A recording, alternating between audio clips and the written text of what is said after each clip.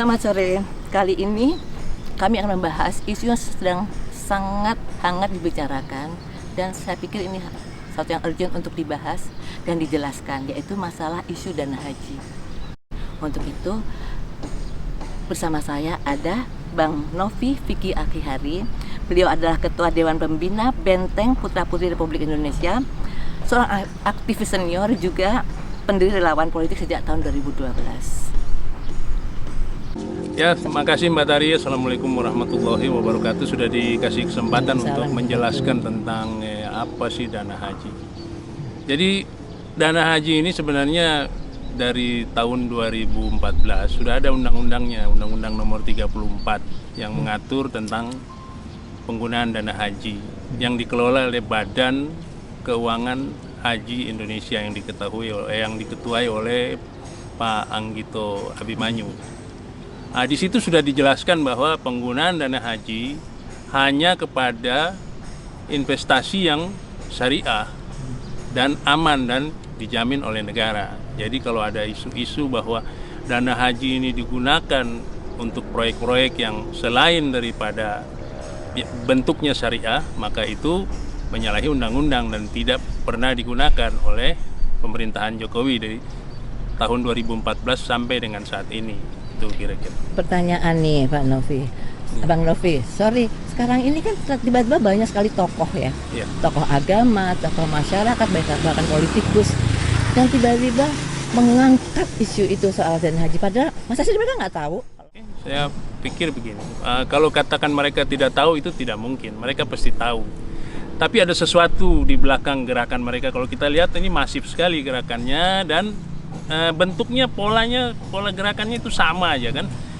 Mereka menyerang pemerintah tentang dana haji, bahwa ada penggunaan 38 triliun dana haji untuk proyek infrastruktur dan itu tidak betul.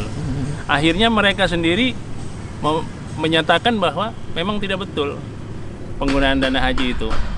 Nah, cuma mereka kenapa ini, efek apa yang ingin ditimbulkan oleh mereka? Apakah mereka menyerang pemerintahan Jokowi karena ini? Saya melihat bahwa ada sesuatu yang lain di balik ini. Itu kira-kira, Mbak. Saya pengen tahu juga, kita semua banyak ingin tahu juga. Itu pelurunya kemana ya, Pak Bang Rafi kira-kira? Sampai dengan saat ini kita bisa lihat kan, ketika dana haji ini disampaikan, penggunaan dana haji, penyalahgunaan dana haji ini disampaikan kepada masyarakat oleh, katakan saja tokohnya itu Abdul Somad, kemudian Haikal Hasan, ada siapa namanya, Neno Warisman, ditambah lagi Nalius Pigai, Rocky Gerung, dan siapa lagi, Rizal Ramli, Miing, Bagito dan sebagainya. Ini kan kita bisa ngelihat kan, ini pola gerakan mereka dan dari kelompok mana nih mereka, ya kan? Tujuannya apa kira-kira kan gitu ya? Gampang aja menilainya. Kalau mereka menyerang pemerintahan Jokowi, jelas kan tidak mungkin. Karena untuk apa pemerintahan Jokowi mau dijatuhkan? Tidak mungkin, tidak. Pasti partai-partai yang ada di parlemen akan tetap menjaga pemerintahan ini sampai masa baktinya 2024. Untuk apa? Untuk menjaga stabilitas politik dan pergantian kepemimpinan secara baik dan aman. Itu yang kita inginkan pasti. Nah, terus serangan mereka kemana? Target mereka adalah tentu pemilu 2024. Untuk kepentingan siapa? Itu mau dilihat kan situ ya? Untuk kepentingan siapa, itu pertanyaannya kira-kira. Nah, kita lihat sekarang gini, ketika isu ini ditimbulkan, kemudian mereka ramai-ramai meredupkan isu ini sendiri dan mereka menyatakan bahwa ternyata Pak Jokowi tidak menggunakan dana haji, ternyata dana haji ini ada yang mengatakan bahwa tidak tahu, tidak tahu dan sebagainya, tidak paham, seperti UAS yang tadi mencak-mencak kemudian dia menyatakan tidak paham. Nah, ini sekarang terbukti.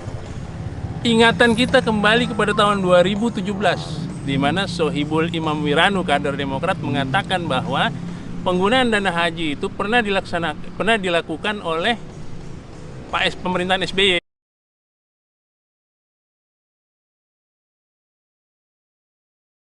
Itu mungkin nggak, misalnya masih mungkin nggak sih itu ada arahnya, pelurunya ke arah Pak SBY gitu, mungkin nggak? Ya otomatis kalau misalkan Pak Jokowi tidak lagi menjadi presiden, maka Partai Demokrat merupakan satu kekuatan yang ini Demokrat bisa rebound karena masih ada Pak SBY di situ, itu juga kekuatan kan. Otomatis juga ada kekhawatiran dari orang-orang yang ingin berkontestasi di 2024 kepada infrastruktur politiknya Pak SBY yang masih dalam tanda kutip masih perkasa. Jadi ini masih seperti kayak ini ya, the beginning of the big war gitu ya, untuk 2004 gitu. Ada kan seolah akan ada perang besar di depan sana. Ada yang sudah memulai dari sekarang, itu mungkin nggak seperti itu? Tentu kalau kita lihat ini masif gerakan, ini ada sesuatu yang mengendalikan mereka di ini kan. Polanya sama, jawabannya sama, kemudian dihentikan secara bersamaan. Ya kan? Artinya ini ada kekuatan yang mendorong mereka. Kekuatan ini tentu sudah mengantisipasi kontestasi di 2024 ini sangat terbuka luas. Artinya Demokrat bisa rebound. Kalau menyerang Jokowi tidak mungkin. Sudah selesai masa Jokowi. Jokowi akan menyelesaikan tugas 2024 dan semua pasti punya kesepakatan untuk pengalihan kekuasaan itu secara aman dan baik gitu, secara konstitusional, bukan kudeta.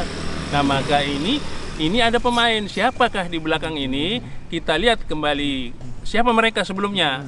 Di kelompok mana mereka sebelumnya? Untuk kepentingan siapa? Disitulah kira-kira kepentingan itu. Nah, sekarang kalau manusia maaf ya, kita orang-orang awam selama ini dibikin kisruh dengan teriakan-teriakan mereka itu tadi itu. Ya.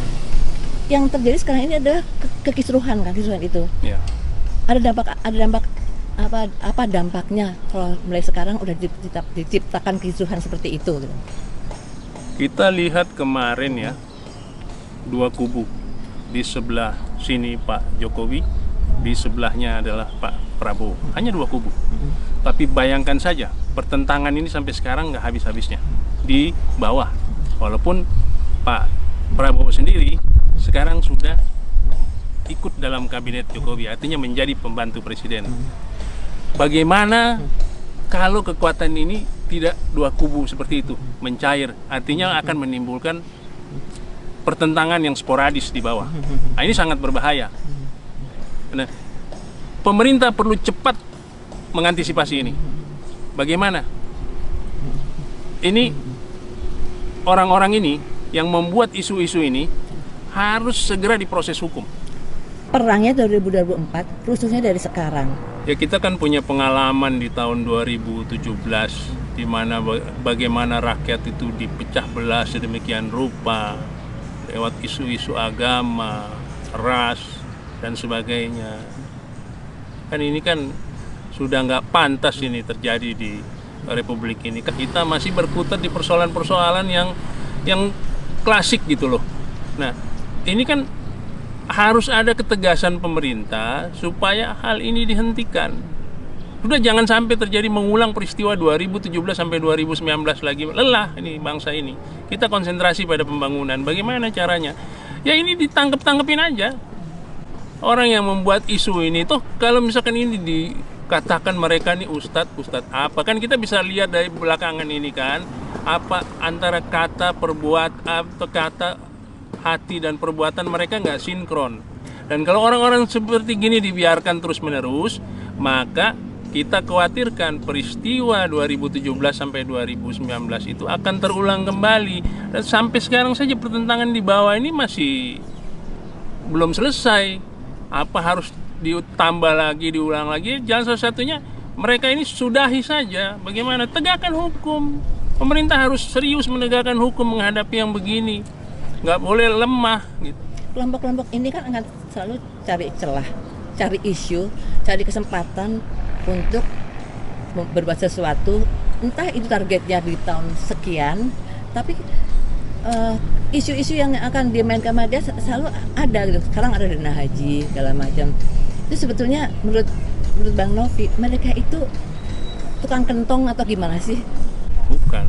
Mereka ini sebenarnya apa ya? Cuma wayang aja yang dimainkan. Ketemuan wayang mereka ya? Iya, ada orang di belakang, ada kekuatan besar di belakang yang menggerakkan mereka, ya kan? Kalau mereka itu betul-betul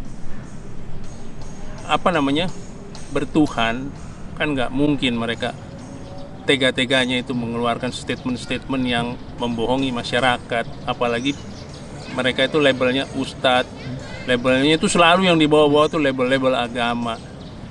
Nah, ini yang jadi masalahnya kan, kok mereka terus-menerus meneriakan kebohongan, bikin hoak dan sebagainya, dan terkesan bahwa pemerintah ini kok begitu lemah menghadapi mereka. Siapa yang berada di belakang mereka dengan hoak-hoak mereka? Ini kan mereka bertahan karena ada kekuatan yang memainkan mereka, ada uang mungkin yang memainkan mereka. Kan tidak mungkin mereka mau berbuat begini kalau gratisan. Kan mereka punya tujuan, ada dana yang membiayai mereka dan sebagainya. Lah ini harus segera pemerintah, tugasnya aparat untuk mencari siapa di belakang mereka. Tapi sebelum menemukan siapa di belakang mereka, dengan perbuatan mereka itu sudah ada unsur pidananya, proses hukum lah dulu itu mereka. Itu kira-kira laporannya sudah ada, jangan ada alasan tidak cukup bukti. Itu jelas kok, kita semua menyaksikan ini kok. Itu mereka wayang-wayang digerakkan oleh uang ya, jelas ya. Mereka kekuatan uang dan kekuasaan. Kekuatan uang dan kekuasaan yang ingin direbut, ingin digapai. Nah, ini bersatu untuk membuat pembusukan ini. Lewat siapa? Lewat corong-corong yang berjubah agama. Nah, ini sangat berbahaya. Dari ini semua ini ya, saya nggak mau menyimpulkan, saya ingin Bang Novi yang menyimpulkan. Sebetulnya paling krusial di sini adalah soal apa dan apa yang harus masyarakat ketahui tentang kasus ini. Ya, paling pertama bahwa ini kan kalau kita mau lihat partai ataupun kelompok-kelompok masyarakat kan sudah begitu genit menghadapi Pilpres 2024 ini. Mereka sudah ngelus-ngelus jago lah, kira-kira begitu. Sudah ada jago dari partai ini mau dikawinkan dengan partai dengan ini, dan kita lihat kekuatan-kekuatan yang berputar di situ untuk 2024 ya, orang-orang lama juga kan gitu kan. Nah, artinya kita sudah bisa menangkap ini tujuannya mereka ini apa kan. Tujuannya mereka pertama adalah menggenggam kekuasaan. Untuk apa genggam kekuasaan itu? Untuk menyelamatkan banyak sekali kepentingan mereka.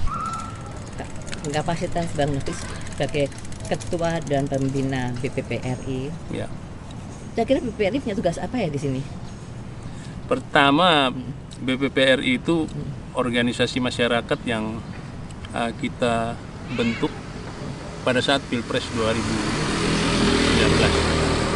Nah, lahirnya itu kan bertepatan dengan begitu banyaknya intoleransi yang berkembang di Indonesia. Nah, kita ini ingin supaya BPPRI berkonsentrasi di segmen itu, intoleransi. Jadi kita otomatis kita menjaga adanya isu-isu hoak ini yang bisa memecah belah. Cuma bisa dibayangkan saja, Natalius Pigai sama Rocky Gerung saja. Mereka berbicara tentang dana haji yang tidak punya kepentingan. Saya pikir apakah mereka mau berangkat haji? Kan tidak juga kan. Jadi aneh kan, ada sesuatu yang luar biasa yang menggerakkan orang itu, kok mereka dengan lancarnya bicara tentang dana haji. Ini kan timbulnya apa? Kepentingan politik, pecah belah untuk merebut kekuasaan, untuk mendapatkan kekuasaan. Bukan merebut ya, kalau merebut mereka udah nggak akan mampu merebut kekuasaan, tapi untuk mendapatkan kekuasaan. Targetnya tahun 2024. Bahwa Pak SBY pernah menggunakan 35,2 triliun lewat sukup dana haji Indonesia pada masa pemerintahannya. Nah, itu kira-kira. Udah, terima kasih Mbak Tari, cukup. Nanti kapan waktu lagi kalau ada hal yang kita bahas hal-hal lebih kita bahas lagi panas lagi. Okay. Harus panas. Ditunggu.